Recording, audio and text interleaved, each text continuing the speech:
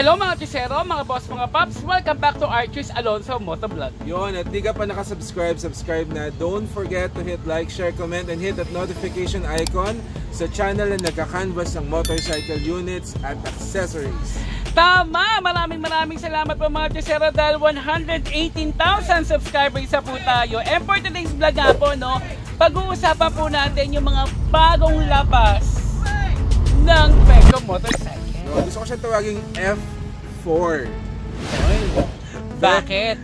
Kasi may 4 na bagong unit ang Peko na ilalabas bago magtapos ang taon. Ayun! Kaya naman mga Chisero, isa-isena natin yan kung ano-ano ba yung mga klase na yan at kung magkakano ba at kung saan mabibili. Diba? In 5, 4, 3, 2, 1.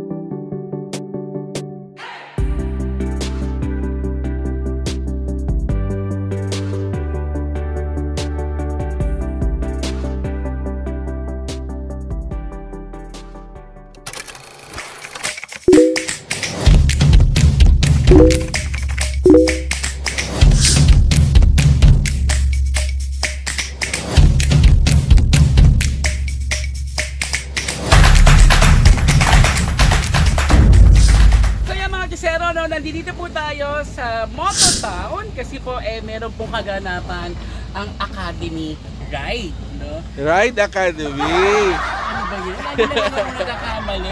Ride Academy. Basta may Academy po, may Ride Academy. Tinuturuan po nila na maging responsible motorcycle riders po ang ating mga Chisero. Andito po tayo sa Bridgetown kasi lukuyan may nakataas ng kamay.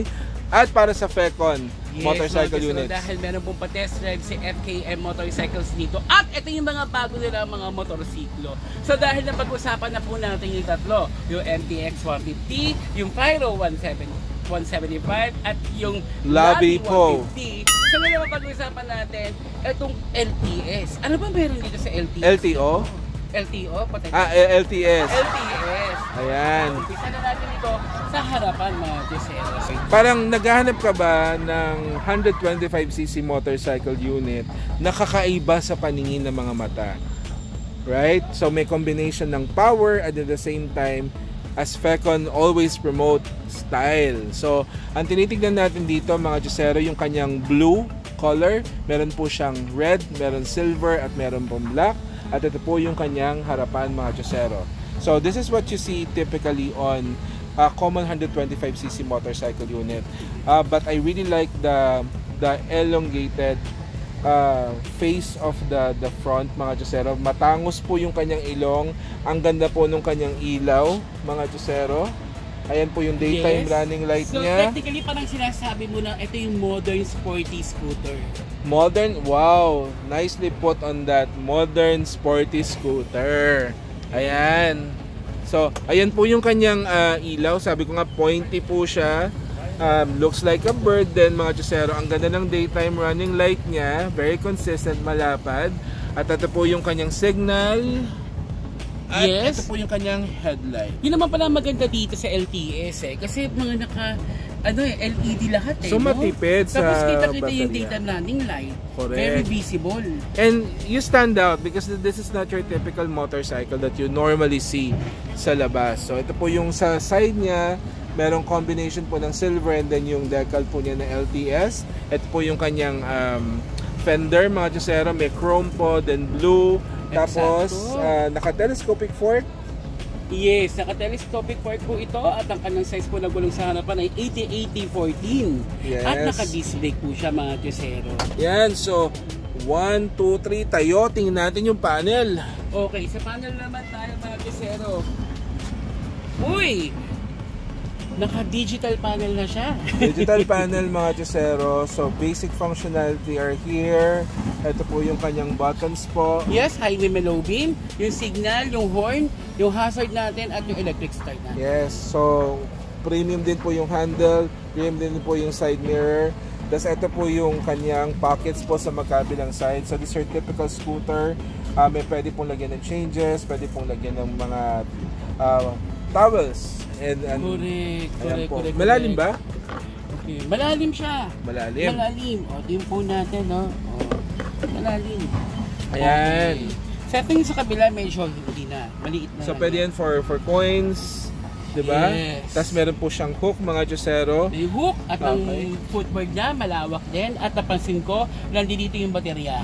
Yun, so baterya po, malawak yung legroom, mga Josero. Combination of smooth and rough plastics, mga Josero. And again, similar to the other units, very quality po yung kanyang seat. Malapad po, allocated for the pylon. Ito po yung kanyang loob, malinis po yung stitching, mga Josero. Hindi po kasya dito yung motor, yung helmet ninyo. natin, Pero pwede dito yung documents, kapote, pwede dyan, Correct. mga Josero, baon. Oo. Pero in fairness, meron pa rin siyang hook ng helmet. Plus, meron tayong USB dito. Ayun, hinahanap po siya dito sa harapan kanina. So meron po dito, mga Josero. So safe siya. Safe po siya, mga Josero. So dito po yung kanyang tank. Okay, dito naman po ang kanyang tank at ang kanyang fuel capacity po nasa 4.9 liters. Anong takbo niya? 52 kilometers per liter. Doon ako natuwa Ang fuel consumption po nito nasa 52 kilometers per liter. Wow. Ang haba nun ang haba nun. So pang beginner, mga Josero, pwede rin pang hanap buhay. Ito po yung kanyang likuran, mga Josero. Punta naman tayo sa likuran, mga Josero. Ang kanyang ilaw po sa likuran ay naka-LED na rin. Ang ganda ng style, oh. Yan. So letter M po pag nasa top view. Ito po yung itsura niya sa front. So napakaganda po. Oo nga, Premium looking po yung kanyang rear lights, mga Josero. Ito po yung kanyang fender. Malawak po yung agwat sa gulong.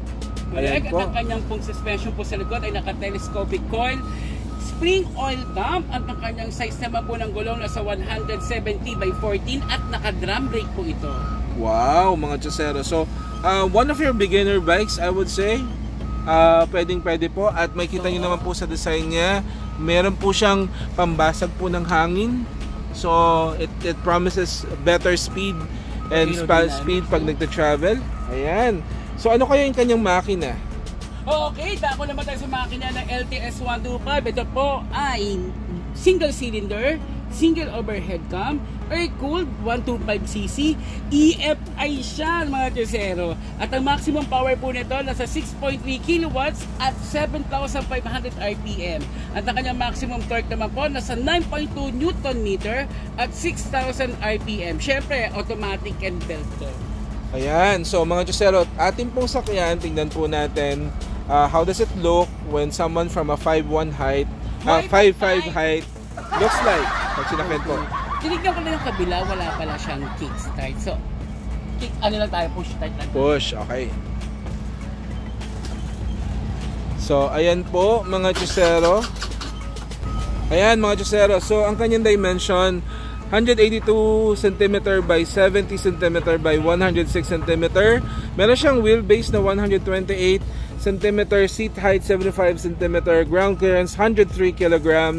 Fuel capacity nga po, mga Josero, 4.9 liters, 52 km per liter. How's the feeling na sinasakyan natin ang LTS 125? Actually, para ako nakaupo kay Coco.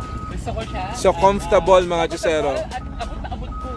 So, safe na safe na rin dito. So, pwede sa lady riders, Yes. beginner riders. So, kung magkapaturo po kayo sa Ride Academy, maganda po itong pang beginners bike, mga Josero. So, again, blue po yung tinignan natin. Meron po tayong red, meron silver, and meron gray.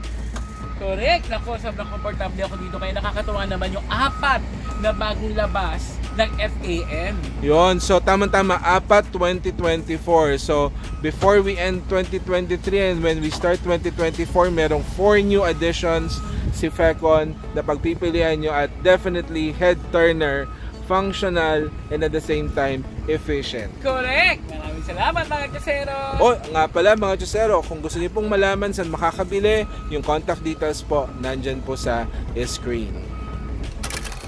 LTS 125, mga Josero. Sa cash po, ito ay nagkakahalaga ng 67,900. At kung in-house financing po, nasa screen naman po ang mga presyo niyan buwan-buwan. At kung bibili na po tayo, pwede po tayong dumiretso sa FKM Motorcycle sa may Muntinlupa. At meron din po dito sa Pinstripe sa Masinag. At ang kanila po mga FB page nasa screen, inquire lang po kayo. Maraming salamat!